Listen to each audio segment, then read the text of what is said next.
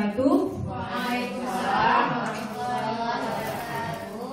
Puji dan syukur sama-sama kita ucapkan kepada Allah Subhanahu wa Ta'ala yang telah memberikan kita kesehatan sehingga kita berada di ruangan guru tercinta ini. Kemudian salawat dan salam juga tidak lupa kita sampaikan Nabi Muhammad SAW yang telah membawa kita dari kegelapan kepada alam yang penuh dengan cahaya.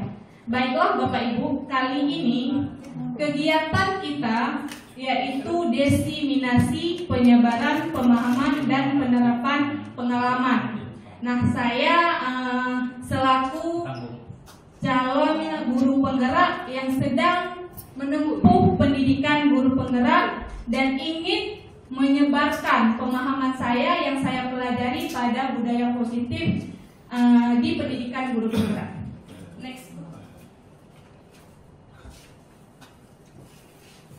Sama-sama perhatikan, anak kegiatan ini adalah memberikan pemahaman tentang budaya positif, kemudian membangun kolaborasi berbudaya positif, dan yang terakhir bersama-sama kita menerapkan budaya positif kita di sekolah. Karena apa?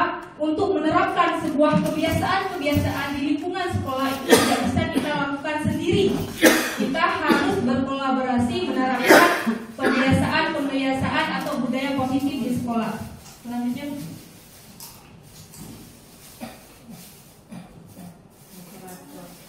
Nah, Bapak Ibu, sebelum lebih jauh kita menjelaskan apa itu budaya positif, kemudian bagaimana penerapan budaya positif di sekolah kita, marilah kita sama-sama menyaksikan sebuah video inspirasi untuk kita semua. Dan kemudian bersama-sama video ini kita kaitkan dengan budaya positif kita di sekolah.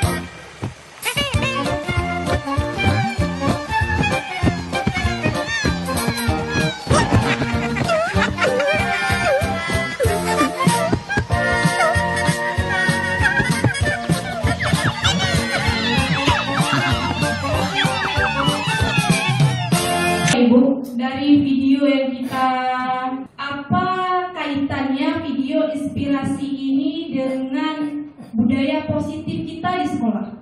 Siapa yang jawab? Boleh Pak, bisa. ke depan aja Pak.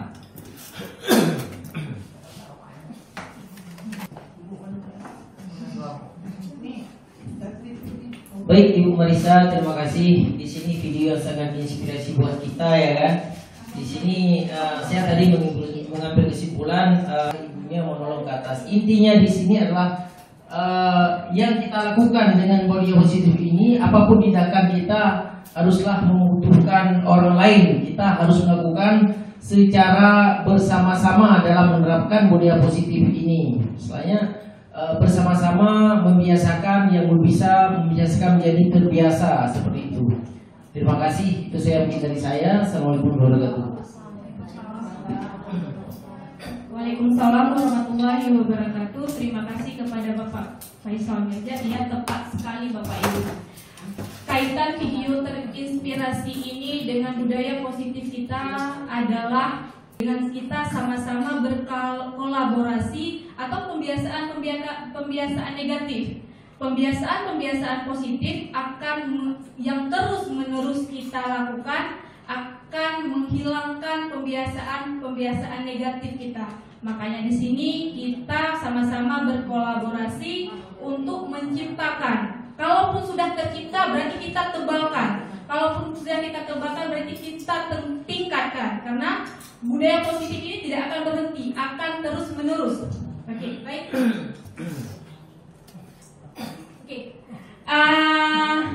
Inilah yang kita bahas Bapak Ibu. Konsep-konsep inti yang ada pada budaya positif.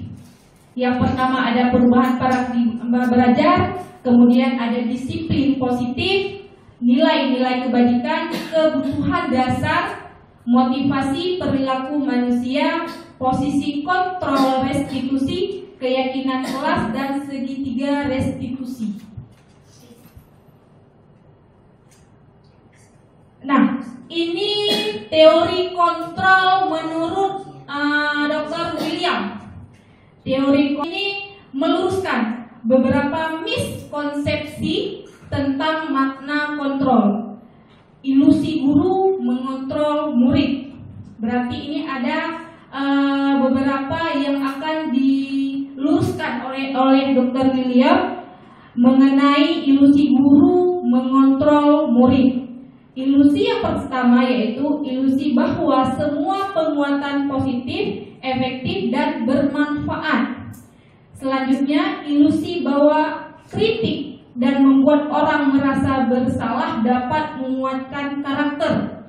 Selanjutnya, ilusi bahwa orang dewasa memiliki hak untuk bersama. Ini terjadinya miskonsepsi. Nah, seperti itu. Berarti yang kita lakukan berhubungan dengan konsepsi ini, berarti itu terjadinya miskonsepsi, Bapak Ibu. Nah, di sini bagaimana seseorang bisa berubah dari paradigma stimulus respon kepada pendekatan teori kontrol. Bapak Ibu bisa membayangkan selama ini kita apa yang kita lakukan, pembiasaan-pembiasaan yang bagaimana yang kita terapkan. Di stimulus respon, di sini realitas atau kebutuhan kita sama. Namun di teori kontrol yang kita pelajari, realita atau kebutuhan kita itu berbeda, tidak sama. Kebutuhan kebutuhan setiap anak itu pasti berbeda, tidak sama. Berarti kita bisa mengubah mindset di sini. Dari stimulus respon menjadi teori kontrol. Selanjutnya, semua orang melihat hal yang sama. Tidak, Bapak Ibu. Semua orang atau setiap orang memiliki gambaran yang berbeda. Setiap anak memiliki sudut pandang yang berbeda. Cara pikirnya berbeda, pola pikirnya berbeda, apa yang dia mau pun berbeda. Selanjutnya kita mencoba mengubah orang agar berpandangan sama dengan kita. Tidak, Bapak Ibu. Kita berusaha memahami pandangan orang lain tentang dunia, kebebasan mereka. Kebebasan anak menentukan mana yang mereka pandang, seperti itu. Perilaku buruk dilihat sebagai suatu kesalahan. Nah, ini terjadinya kekeliruan. Kenapa? Semua perilaku memiliki tujuan. Nah, ini nanti akan kita bahas pada slide selanjutnya. Orang lain bisa mengontrol saya. Nah, di teori kontrol hanya Anda yang bisa mengontrol diri Anda sendiri. Selanjutnya, pemaksaan ada pada saat bujukan gagal. Nah, ini juga terdapat di stimulus respon. Sebenarnya kolaborasi dan konsensus menciptakan pilihan-pilihan baru. Nah, yang terakhir model berpikir menang kalah. Nah, ini karena di setiap hal mindset teori kontrol itu metode berpikir menang. Nah, seperti itu. Next, Ibu. Nah, kita mempelajari tentang disiplin positif, yang mana disiplin positif adalah pembiasaan-pembiasaan yang baik, mencakup sikap atau perilaku maupun tutur kata oleh seluruh warga di sekolah, termasuk peserta didik, menjadi pribadi yang kritis, mandiri, dan bertanggung jawab sesuai dengan tujuan pendidikan kita. Selanjutnya, mari kita tanyakan ke diri kita, Bapak Ibu. Mengapa kita melakukan segala sesuatu? Berarti di keseharian Bapak Ibu, kira-kira mengapa kita melakukan itu? Mengapa ibu dan bapak ibu dari rumah itu ke sekolah? Tujuannya untuk apa? Beraktivitas. Baik, Ibu, beraktivitas. Pernahkah Bapak Ibu melakukan sesuatu untuk mendapatkan senyuman atau pujian dari orang lain? Tidak. Mengapa demikian? Karena percaya diri kita sendiri, kita sudah beraktivitas. Karena berdasarkan diri kita sendiri. Kita melakukan disiplin positif itu untuk diri kita sendiri, untuk mengubah hanya mendapatkan pujian dari orang lain. Wah, dia hebat sekali. Ya, Bu. Karena sesuatu. Selanjutnya, atau untuk mendapatkan uang, apalagi kira-kira alasan melakukan sesuatu. Nah, segala tindakan ataupun segala aktivitas yang kita giatkan di dalam kehidupan kita sehari-hari, pada kehidupan kita sehari-hari, itu yang harus kita pertanyakan. Tujuan kita hari ini untuk apa? Tujuan saya hari ini adalah ingin mencerdaskan anak saya, ingin menjadikan anak saya menjadi anak yang bahagia. Seperti itu. Next.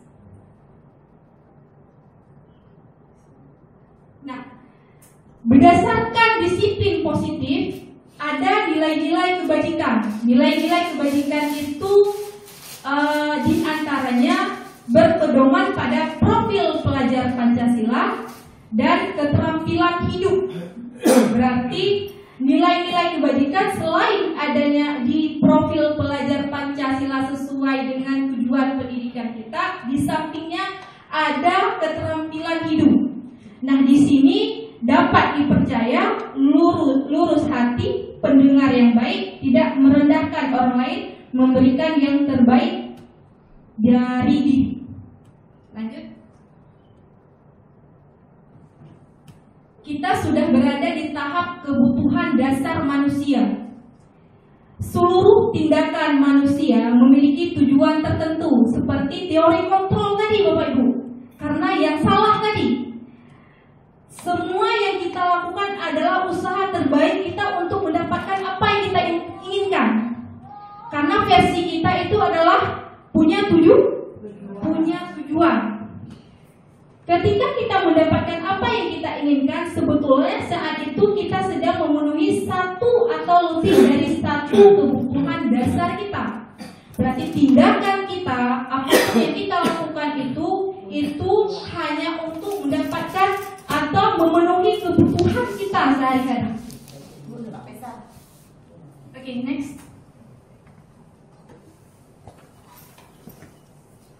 Nah, di sini 5 kebutuhan dasar manusia. Yang pertama, bertahan hidup. Yang kedua, kasih sayang. Yang ketiga, kebebasan, kesenangan, dan yang terakhir, penguasaan. Nah, kelima kebutuhan dasar ini akan kita jelaskan. Coba slide. Oke, kebutuhan bertahan hidup. Kebutuhan bertahan hidup sifatnya psikologis. Untuk bertahan hidup, misalnya kesehatan, rumah, dan makanan. Nah, kita langsung mengambil kasus yang ada di sekolah kita. Misalnya di dalam kelas ada seorang teman yang meminta makanan atau merebut makanan dari temannya. Tanpa izin. Bisa tanpa izin, Ibu.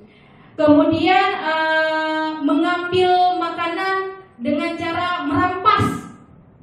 Padahal kawannya itu dalam hati tidak mengizinkannya. Nah, si teman ini mengadu kepada guru. Guru itu langsung memvonis dihukum. Padahal kita bisa mencari tahu kebutuhan apa yang ingin dia penuhi dari kebutuhan dasar dia. Selanjutnya ada kasih sayang.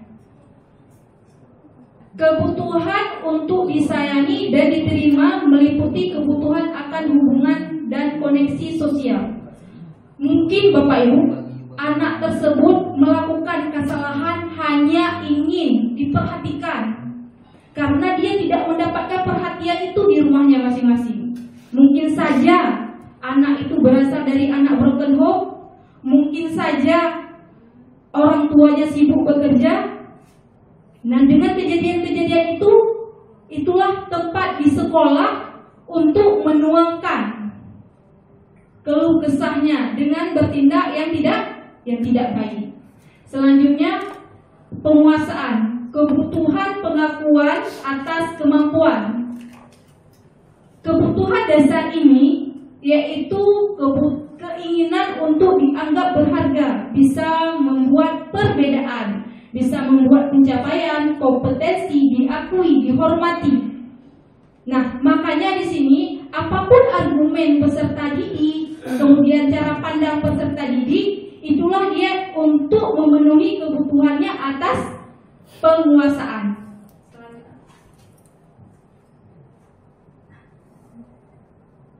Yang keempat ada kebebasan. Kebebasan kebutuhan akan pilihan. Anak-anak dengan kebutuhan kebebasan yang tinggi menginginkan pilihan. Mereka perlu banyak bergerak, suka mencoba-coba, tidak terlalu terpengaruh orang lain, dan senang mencoba hal yang menarik. Kita memberikan kebebasan anak ini untuk memilih. Karena anak ini suka mencoba-coba. Dan pada saat dia mencoba-coba, bisa jadi cobaannya itu adalah cobaan yang salah atau kurang tepat. Nah, makanya di sini kita perlu meluruskan. Selanjutnya ada kesenangan. Nah, kesenangan ini adalah kebutuhan untuk merasa senang. Karena tujuan kita adalah ingin menghasilkan peserta didik yang bahagia. Nah, dia itu perlu kesenangan. Kebutuhan untuk mencari kesenangan, bermain dan tertawa. Bayangkan hidup tanpa kenikmatan apapun, sangat menyedihkan tentunya. Selanjutnya, motivasi perilaku manusia. Berdasarkan Des Godset dalam bukunya menyatakan ada 3 motivasi perilaku manusia. Yang pertama, untuk menghindari ketidaknyamanan atau hukuman. Kemudian yang kedua, untuk mendapatkan imbalan atau penghargaan dari orang lain. Seperti yang sudah kita bahas barusan. Apa yang kita bahas? Motivasi kita untuk melakukan sesuatu itu sebenarnya untuk apa? Nah, di poin pertama yang dijelaskan oleh Des, itu merupakan motivasi eksternal. Yang kedua juga merupakan motivasi eksternal, di mana motivasi ini untuk dari luar. Misalnya dia menghindari ketidaknyamanan atau hukuman ketika saya tidak sekolah. Jika saya tidak sekolah hari ini, pasti saya akan dihukum. Karena guru kemarin mengatakan bahwa kalau saya tidak datang mengikuti ulangan, saya akan dihukum atau nilai saya rendah. Ini motivasi anak sekolah. Nah, ada di poin pertama. Kemudian untuk mendapatkan imbalan atau penghargaan dari orang lain. Kalau saya sekolah hari ini, katanya kemarin yang cepat datang. Kalau sekarang dapat penghargaan, berarti itu bukan atas dirinya sendiri. Nah, bukan atas dirinya sendiri. Nah, yang mana teori ketiga ini ataupun motivasi ketiga untuk menjadi orang yang diri inginkan dan menghargai diri sendiri dengan nilai-nilai yang mereka percaya. Itu baru untuk dirinya sendiri. Saya ke sekolah untuk mencari ilmu, untuk mendapatkan ilmu, seperti itu Bapak Ibu.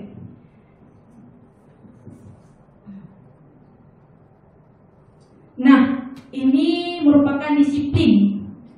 Bapak Ibu, coba kita renungkan selama ini disiplin yang bagaimana yang kita terapkan di sekolah.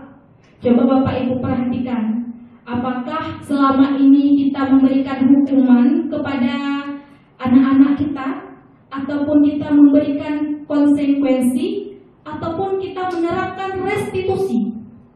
Nah, hukuman itu sifatnya tidak terencana. Murid tidak tahu apa yang akan terjadi. Nah, dia terjadinya dengan spontan. Artinya spontan itu secara tiba-tiba. Secara tiba-tiba anak itu melakukan kesalahan, langsung dia mendapatkan hukuman. Nah, disiplin apa yang Bapak Ibu terapkan selama ini? Nah, selanjutnya konsekuensi. Nah, ada perbedaan antara konsekuensi dengan hukuman. Konsekuensi terencana atau sudah disepakati. Nah, tadi kalau hukuman itu tidak terencana, sedangkan konsekuensi ini adalah terencana. Tetapi murid ini tetap dibuat tidak nyaman karena dia tetap merasakan hukuman. Nah, sikap guru selalu memonitor murid. Kita seharusnya berada di mana? Restitusi, proses menciptakan kondisi bagi murid untuk memperbaiki kesalahan. Proses kolaboratif yang mengajarkan murid untuk mencoba. Nah, seperti itu.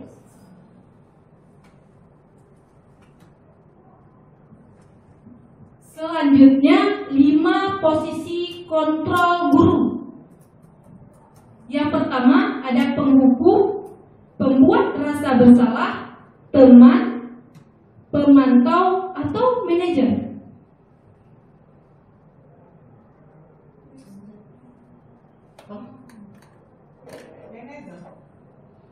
Nah, ini penjelasannya Bapak Ibu. Posisi kontrol guru,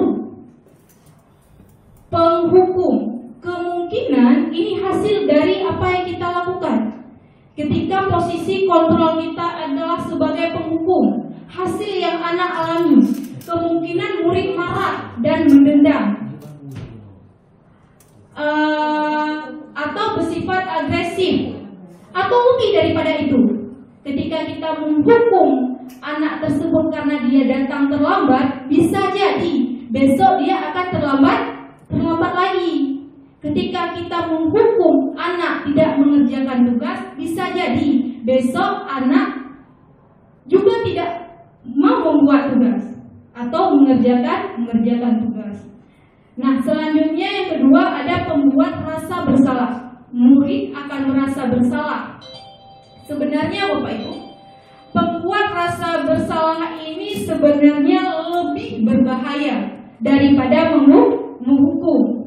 Kenapa? Karena pembuat rasa bersalah ini dia lebih ke menyakiti dirinya, berpandang bahwa dirinya itu adalah tidak berharga bagi dirinya.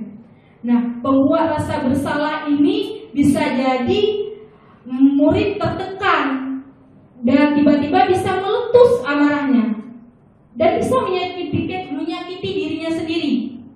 Karena dia melakukan kesalahan, dia merasa malu, dia merasa dipermalukan, akibatnya akan fatal. Dia akan menyakiti dirinya sendiri karena mereka pikir itulah alternatif terakhir dari apa yang sudah dia tindakan.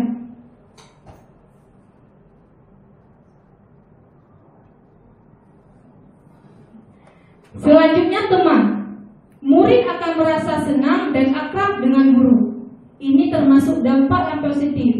Bapak Ibu, kita berpikir bahwa dengan kita menjadi teman peserta didik, kita sudah berhasil menjadi guru karena bisa mengajak anak tersebut itu menjadi teman kita.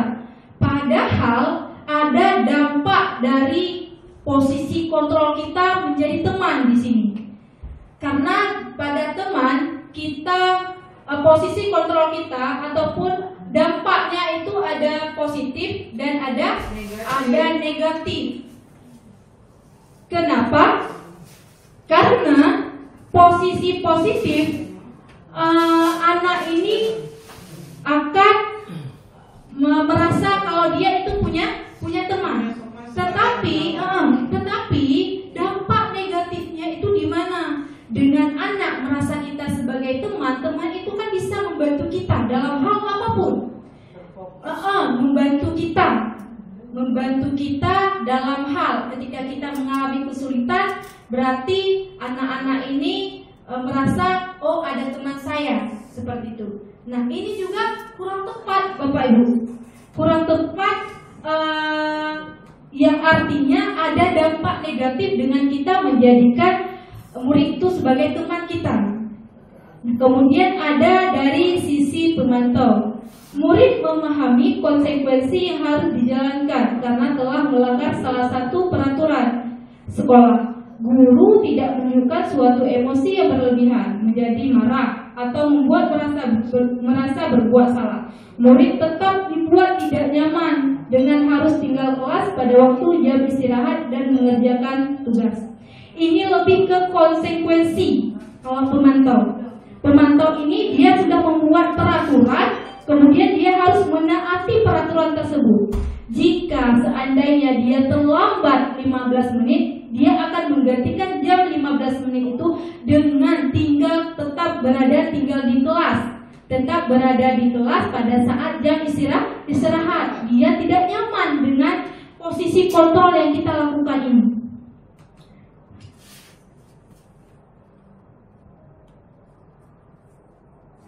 Nah, di sini Bapak Ibu, seharusnya posisi kontrol kita di posisi manajer. Kenapa? Ini kita membuat posisi di mana kita berbuat sesuatu bersama dengan murid. Yang namanya manajer apa Bapak? Manajer, misalnya lebih gampang. Manajer itu adalah iya, tepat sekali Bu Ikrina. Kemudian di sini kita berkolaborasi dengan murid, mempersilahkan murid mempertanggungjawabkan perilakunya, dan tetap mendukung murid untuk menemukan solusi atas permasalahannya sendiri. Nah, itu namanya posisi kontrol manager. Kita akan menyaksikan video kelima posisi kontrol. Salam bahagia Ibu dan Bapak guru hebat.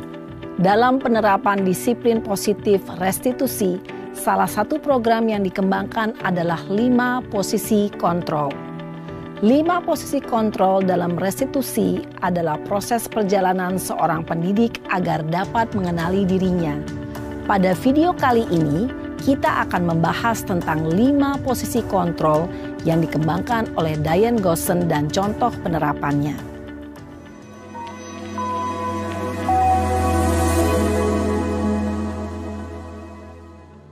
5 posisi kontrol itu adalah 1. Posisi penghukum. 2. Posisi pembuat merasa bersalah. 3. Posisi teman. 4. Posisi pemantau atau monitor. Dan 5. Posisi manajer. Untuk lebih memahami kelima posisi tersebut, mari kita saksikan kasus Naren yang terlambat hadir 20 menit di sekolah dan melihat bagaimana kelima posisi kontrol dalam menghadapi masalah tersebut.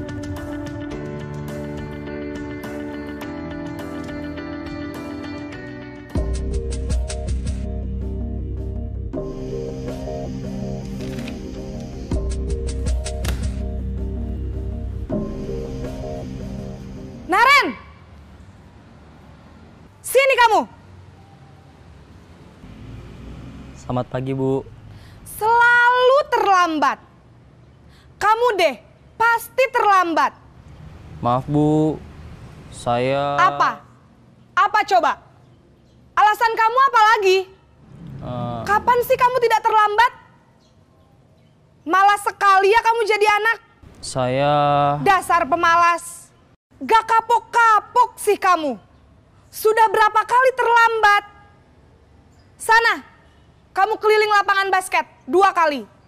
Kenapa saya harus keliling lapangan basket, Bu? Kenapa? Kamu mau lawan ibu? Berani-beraninya jawab. Sudah terlambat, masih berani jawab pula. Sekarang, keliling lapangan basket 5 kali sekalian. Biar kapok. Cepat, pergi sana ke lapangan basket.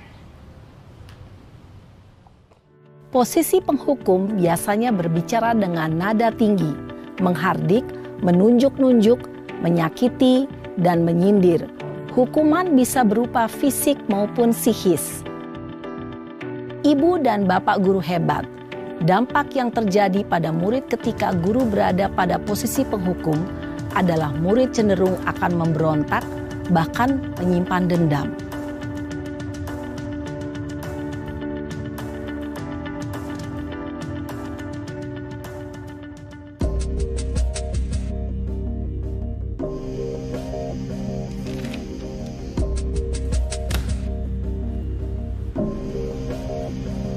Naren!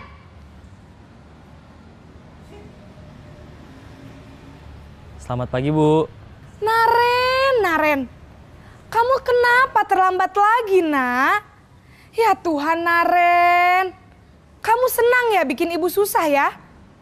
Kalau kamu terlambat lagi, nanti ibu yang ditegur bapak kepala sekolah, Nak.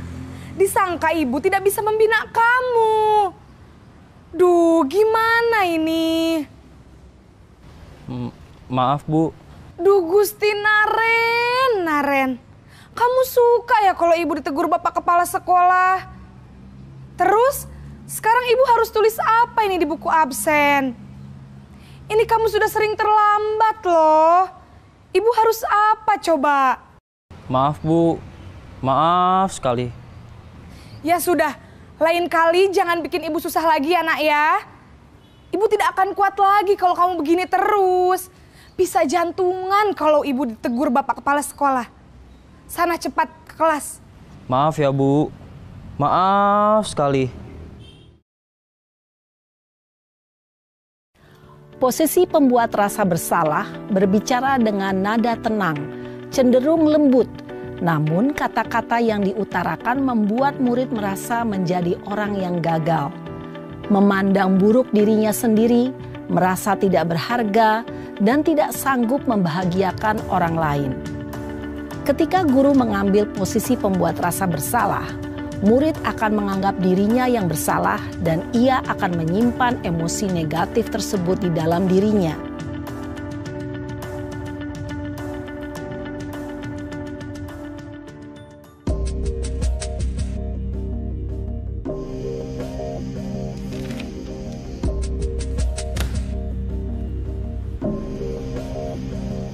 Naren!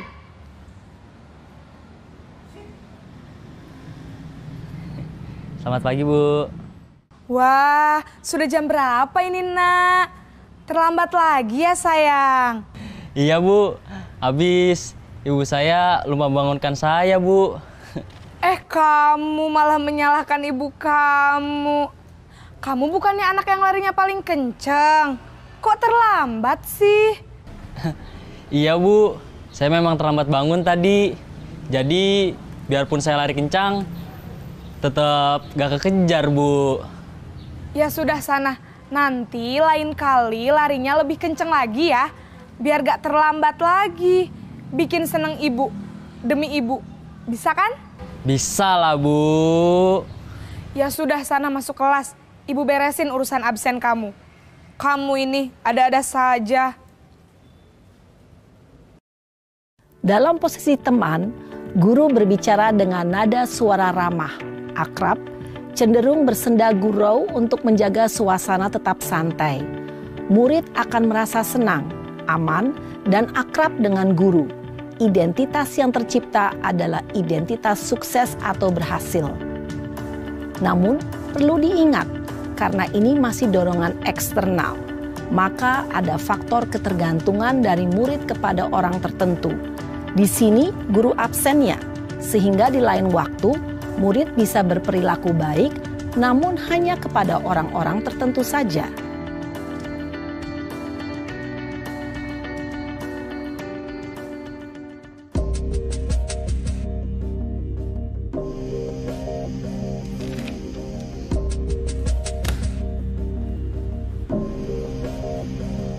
Naren!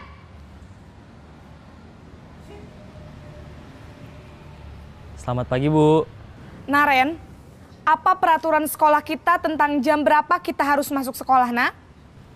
Kita harus di sekolah jam 7, Bu. Iya, betul. Sekarang sudah jam 7.20. Naren sudah tahu konsekuensinya jika terlambat hadir. Paham, Bu. Saya harus tinggal kelas pas jam istirahat selama 20 menit. Iya, benar. Konsekuensinya demikian. Jadi nanti jam 9.30 pas istirahat, kamu harus tinggal di kelas, kerjakan tugas tambahan untuk ketertinggalan kamu, ya? Baik, Bu. Posisi pemantau mengandalkan penghitungan atau data untuk mengontrol murid. Guru mengarahkan murid berdasarkan peraturan dan konsekuensi. Seorang pemantau menunjukkan bahasa tubuh dan ekspresi wajah yang datar dan cenderung formal.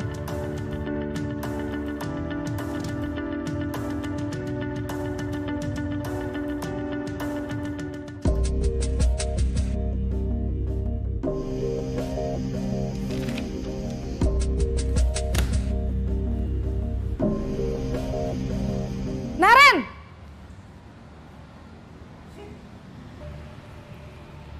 Selamat pagi, Bu. Selamat pagi, Naren. Maaf, Bu. Saya terlambat. Iya, sekolah masuknya jam 7, sekarang sudah jam 7.20. Jadi sekarang bagaimana ini, Naren? Maaf, Bu. Saya lupa setel alarm saya semalam. Baiklah, menurut kamu, keyakinan sekolah yang mana yang perlu kamu tingkatkan? Menghargai diri sendiri dan orang lain mungkin ya, Bu. Setuju. Jadi, apakah Naren meyakini prinsip saling menghormati tersebut? Iya, Bu. Saya meyakininya. Apakah Naren bersedia memperbaiki masalah keterlambatan ini? Bersedia, Bu. Bagaimana kamu akan perbaiki masalah keterlambatan ini? Saya akan coba untuk tidak lupa menyetel alarm saya, Bu. Baik, kalau Naren lupa menyetel alarm di rumah, ada orang yang kira-kira bisa bantu mengingatkan tidak? Ada, Bu. Kakak saya, Kak Ema. Ada lagi selain Kak Ema? Selain Kak Ema, ada ibu saya. Baik, jadi yang mengingatkan Naren adalah Kak Ema dan ibu kamu ya? Kira-kira akan mulai setel alarm kapan nih, Naren? Setelah pulang sekolah, akan segera saya lakukan. Baik, jadi Naren akan setel alarm untuk bangun besok pagi dan akan diingatkan oleh kakak dan ibunda Naren ya. Ada lagi yang mungkin perlu dilakukan, Naren? Agar tidak terlambat bangun lagi. Tidak ada, Bu. Baik, Naren. Terima kasih untuk kerjasama kamu. Sekarang kamu perlu kembali ke kelas untuk belajar. Baik, Bu. Terima kasih. Posisi manajer adalah posisi kontrol yang disarankan untuk membimbing murid memiliki sikap disiplin yang positif, yaitu murid yang mandiri, bertanggung jawab, dan dapat memecahkan masalah. Tujuan dari posisi ini adalah agar murid dapat berefleksi atas tindakannya. Guru akan dengan tulus memberikan pertanyaan-pertanyaan bermakna, sehingga membuat murid dapat belajar dari kesalahannya dan mencari sebuah solusi untuk menyelesaikannya. Ibu dan bapak guru hebat, setelah mengamati adegan kelima posisi kontrol tadi, kira-kira posisi mana yang paling ideal? Posisi mana yang dapat menunjang motivasi intrinsik murid? Ya, tentu posisi manajer. Posisi ini memang posisi ideal yang ingin dituju setiap pendidik. Pada posisi inilah, guru dapat menerapkan disiplin positif yang berpihak pada murid, yang memerdekakan murid. Perjalanan seorang pendidik tentunya tidak mudah untuk sampai pada posisi seorang manajer. Namun, tujuan kita pasti, yaitu menciptakan murid-murid yang mandiri, merdeka, dan bertanggung jawab. Semoga penggambaran 5 posisi kontrol yang telah diperlihatkan ini dapat menjadi ajang refleksi bagi kita semua, agar dapat terus mengasah dan menerapkan disiplin positif yang memerdekakan murid. Mari terus berlatih dan bersemangat. Selamat menerapkan. Salam dan bahagia, Ibu dan Bapak Guru hebat.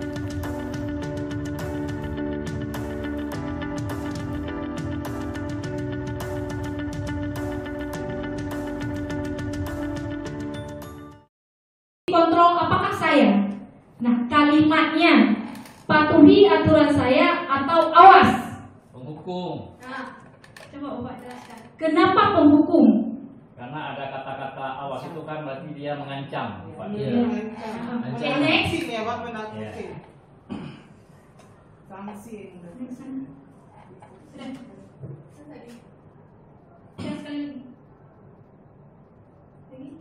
Oke, nah ini posisi kontrol, apakah saya patuhi aturan saya atau awas? Itu namanya penghukum. Oke, kemudian ibu sangat kecewa sekali dengan kamu. Itu posisi kontrol. Membuat rasa bersalah. Membuat rasa bersalah. Oke, next. Nah, pembuat rasa bersalah. Karena ada kata-kata ibu sangat kecewa sekali dengan kamu. Nah, sekarang coba Bapak Ibu lagi. Ayo. Ya, sudah tidak apa-apa, duduk dulu sana. Nanti Pak Guru bantu kamu ini. Nah, seperti itu. Itu kira-kira Bapak Ibu posisi kontrol sebagai Teman. Nah, teman apa manajer? Oke, kita lihat ya Bapak Ibu, itu jadi posisi kontrol teman. Karena dia itu menganggap bahwa siswa itu teman dengan keakraban.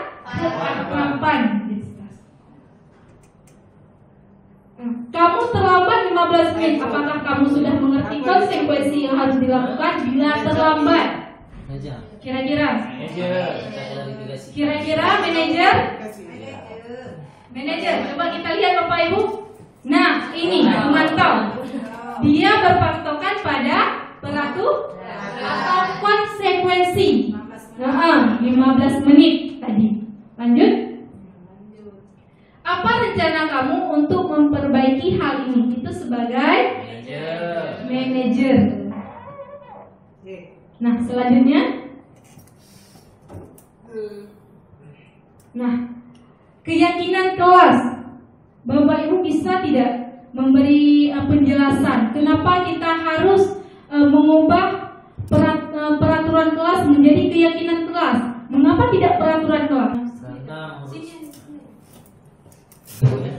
Kalau keyakinan kelas itu kita buat secara bersama-sama antara dua pihak, guru dengan siswa, dan dibuat berdasarkan kemauan siswa sendiri dengan bahasa yang positif dari siswa itu sendiri. Kita hanya mengarahkan. Sedangkan peraturan itu dibuat hanya sebelah pihak, mungkin bisa jadi dari guru itu sendiri yang wajib dipatuhi oleh pihak kedua, yaitu siswa. Jadi di sini kalau peraturan istilahnya ada sifatnya penekanan seperti itu.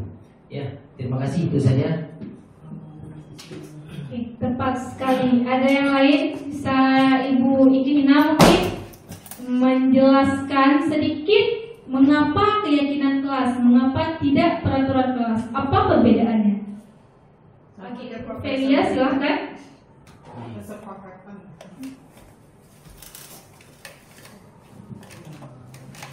Menurut saya, mengapa keyakinan kelas itu? Karena keyakinan kelas ini kan dibuat secara bersama-sama dengan siswa. Apa yang keinginan siswa?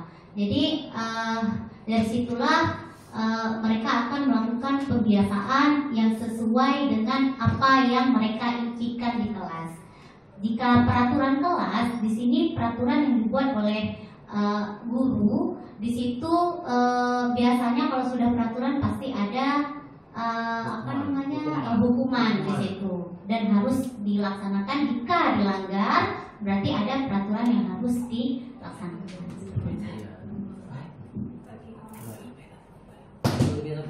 Terima kasih ya Ibu Bapak. Lalu kepada teman-teman kita. Oke, tepat sekali. Mengapa keyakinan kelas? Mengapa tidak peraturan kelas? Karena keyakinan kelas ini kita buat sama-sama. Guru dan siswa ataupun sebaliknya, guru bersama murid bersama guru itu sama-sama meyakini apa yang akan dia buat di dalam kelas untuk tujuannya disiplin. Nah, di sini keyakinan kelas merupakan kesepakatan yang diyakini bersama guru dan murid dengan harapan dapat meningkatkan kedisiplinan murid. Kemudian keyakinan kelas ini bersifat abstrak, berupa pernyataan universal, kalimat yang positif Contohnya saling menghargai sedikit saja agar mudah diingat. Nah, di sini keyakinan kelas kita itu tidak perlu banyak-banyak, asalkan mencakup semuanya.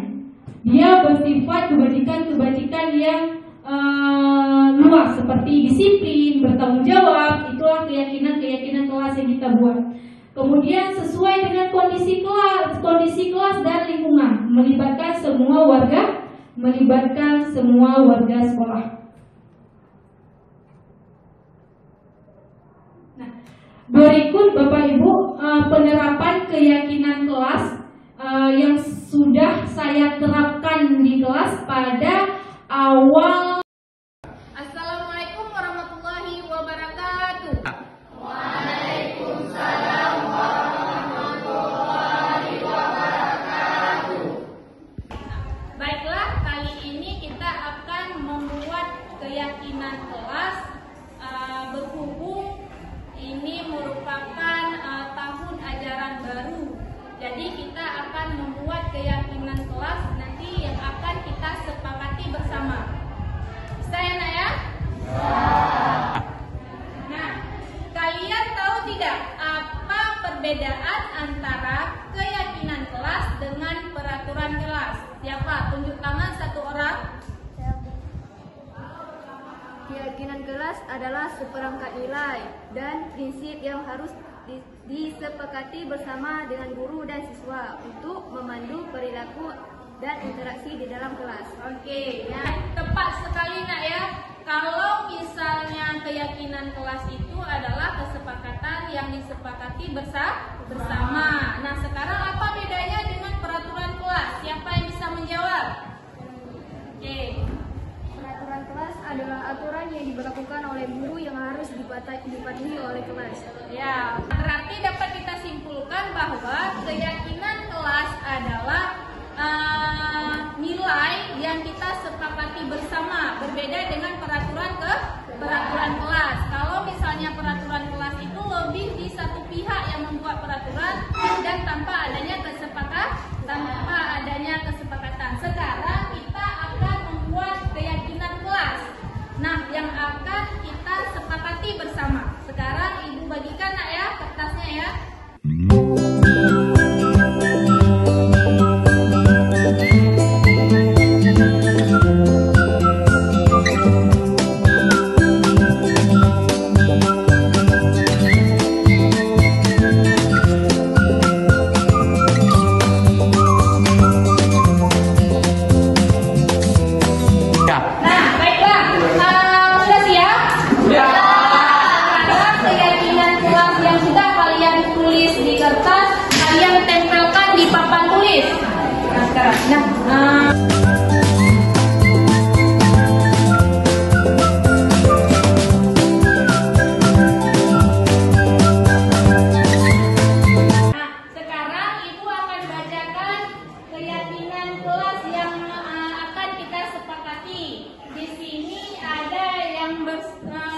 Menjaga fasilitas kelas dengan baik.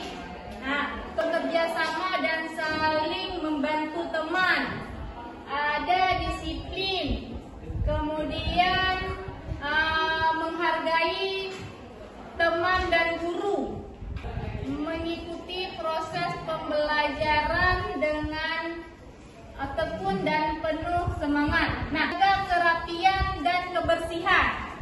Kita harus menjaga kebersihan dan kerapian. Oke. Datang ke sekolah tepat waktu itu termasuk disiplin atau tidak? Termasuk ya. Berarti yang kita pakai itu adalah disiplin. Karena hadir ke sekolah itu termasuk disiplin. Datang ke sekolah tepat waktu masuk ke disiplin. Berarti yang kita pakai hanya satu saja nak ya. Oke, sekarang hasil dari kesepakatan kita mengenai keyakinan kelas. Semoga kita dapat meyakininya. Nah, selanjutnya di restitusi ini adalah proses menciptakan kondisi bagi murid untuk memperbaiki kesalahannya sehingga karakter mereka lebih kuat ketika kembali pada pada lingkungan atau kelompoknya masing-masing.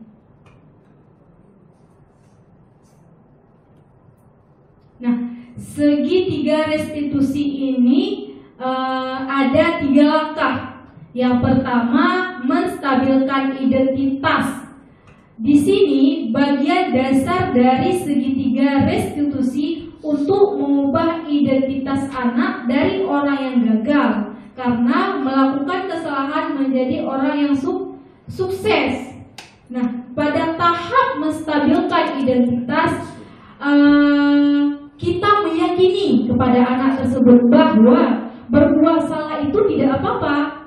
Berbuat salah itu hal yang wajar karena manusia ini tidak ada yang sempurna seperti itu. Nah, kemudian tidak ada manusia yang sempurna. Saya juga pernah melakukan kesalahan seperti itu. Kita juga meyakini siswa bahwa kita juga pernah melakukan kesalahan. Selanjutnya, yang salah. Validasi tindakan yang salah di sini kita menerapkan kepada anak bahwa padahal kamu bisa melakukan lebih buruk daripada itu. Contoh yang terjadi di kelas ketika ada teman mengambil hasil kerja kamu. Nah, kamu marah, kamu mendorongnya. Nah, seperti itu. Nah, kemudian dia mengadu kepada guru karena sudah didorong. Nah, kita meyakini anak itu. Nah, mungkin saja dia bisa melakukan hal lebih buruk daripada itu. Bisa dengan memukul. Nah, selanjutnya kamu pasti punya alasan mengapa melakukan hal itu. Nah, alasan dia mendorong tadi karena mengambil hasil kerja dari temannya. Nah, di sini kamu patut bangga pada dirimu sendiri karena kamu telah melindungi sesuatu yang penting bagimu.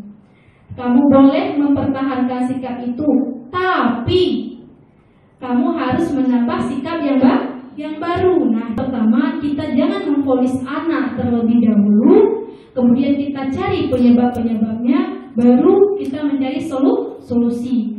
Selanjutnya tahap ketiga.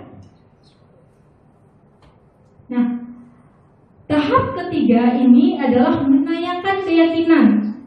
Apa keyakinan kelas kita? Kemudian apa nilai-nilai umum yang kita telah sepakati? Seperti apa gambaran kelas yang ideal menurut kamu? Kamu mau jadi orang yang seperti apa? Nah, itu di tahap terakhir kita menanyakan keyakinan kepada anak itu. Nah, di sini saya juga sudah menerapkan contoh segitiga restitusi pada anak terlambat dan mengganggu temannya di saat temannya sedang serius mendengar penjelasan dari guru.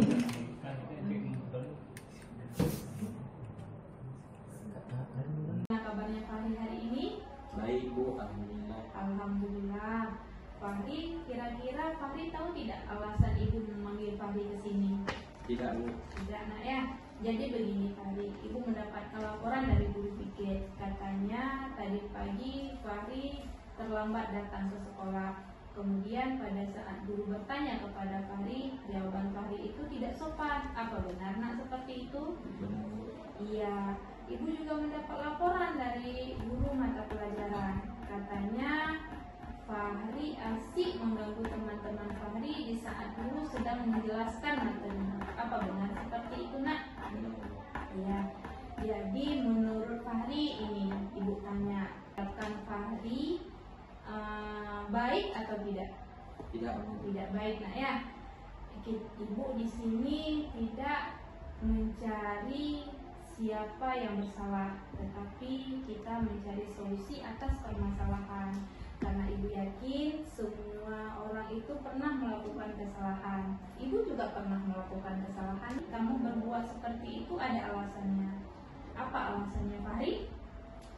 Jadi tadi bukan ada sedikit masalah di rumah. Abang saya mengambil barang saya tanpa sepengetahuan saya. Jadinya saya terbawa emosi. Saat guru piket bertanya, Kenapa telat? Jadinya saya menjawab guru piket dengan tidak terlalu sopan.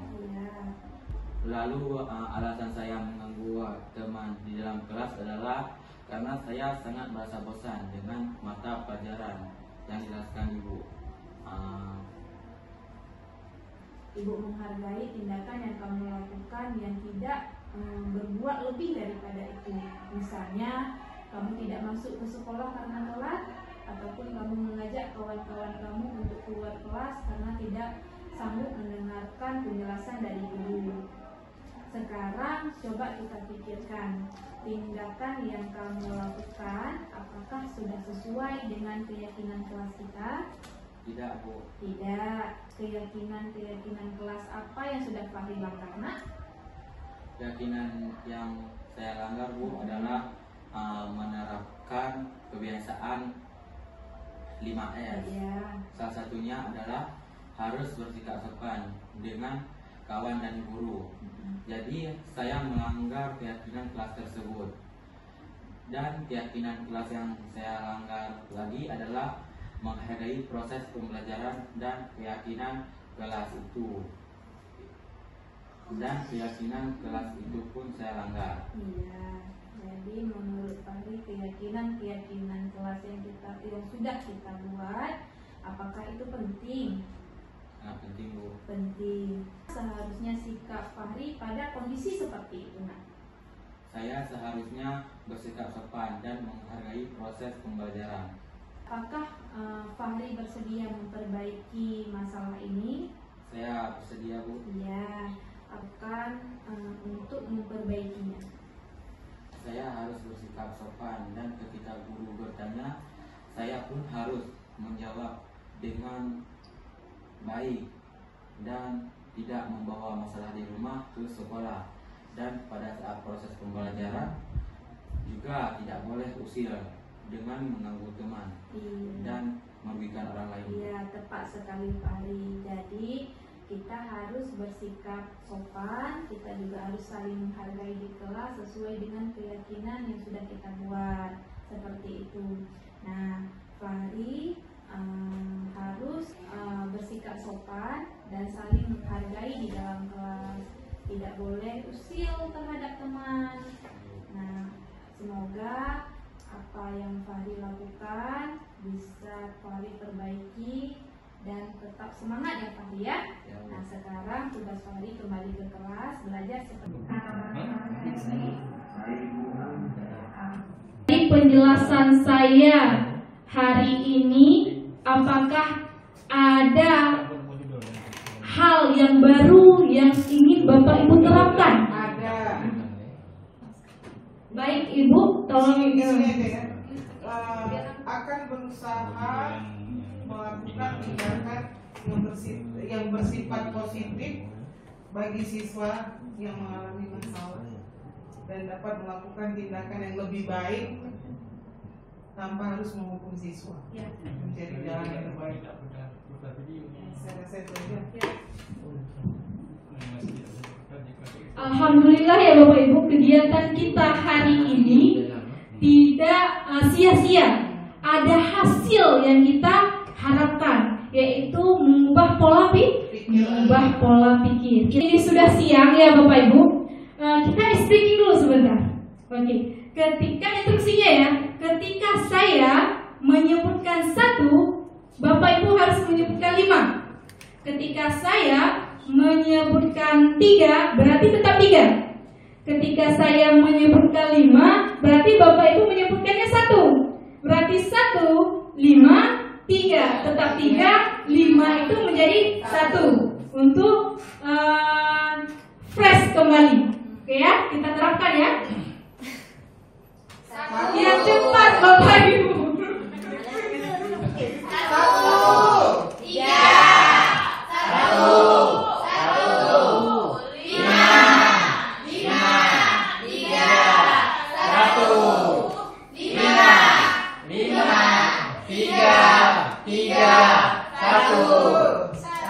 4.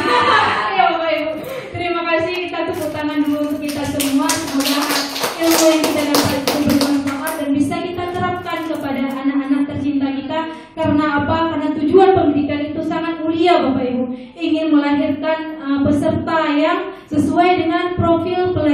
Pancasila, di mana anak-anak itu diharap untuk mampu bersaing yang semakin berkembang. Oke, saya akhiri. Assalamualaikum warahmatullahi wabarakatuh. Warahmatullahi wabarakatuh. Perkenalkan, saya Tofiyati SPD, guru mapel ekonomi di SMA Negeri 6 Woksmawe. Setelah saya mengikuti diseminasi budaya positif ini, saya merasa lebih siap dan percaya diri dalam menerapkan pendekatan yang lebih konstruktif dalam menangani perilaku siswa saya. Saya menjadi lebih tahu bagaimana cara belajar berkomunikasi dengan baik dengan siswa saya, sehingga dapat menumbuh kembangkan mereka, baik dalam segi belajar maupun segi bersosial dengan lingkungannya. Saya menjadi lebih yakin dengan kegiatan ini, saya mampu menciptakan lagi hubungan yang lebih harmonis sehingga membuat siswa saya berkembang secara optimal dari segala segi, baik segi belajar maupun siswa saya dengan segi lingkungannya. Sekian dari saya. Assalamualaikum warahmatullahi wabarakatuh.